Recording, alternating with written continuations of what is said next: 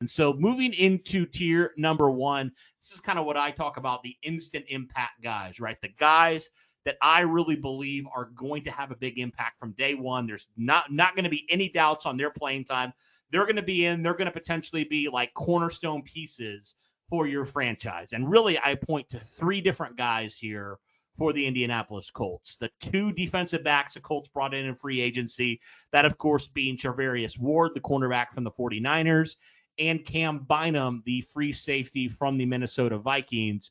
Those two guys are definitely going to have an impact, and you definitely needed a facelift if you were the Indianapolis Colts DB room. So the Colts definitely made a huge emphasis this offseason from a coaching perspective and just a personnel perspective to drastically improve that group. So I do think both these players, Ward and Bynum, are going to be big upgrades from what the Colts had a year ago, and potentially probably the best corner and free safety the Colts have had in the last decade, honestly. It's been that long for the Indianapolis Colts.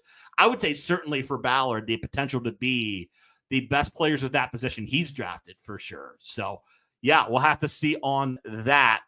And then the last guy is the most obvious guy. That's going to be Tyler Warren, the Indianapolis Colts first-round pick this year out of Penn State. I mean, Tyler Warren, we knew the tight end room was a mess last year. You needed an alpha in there. You needed a guy that was going to come in and was going to be the guy that gets the majority of the snaps. Basically, you needed that workhorse. You had it with JT. You've had it with some of your receivers, but you just didn't have that from a tight end perspective. It was a lot of by committee.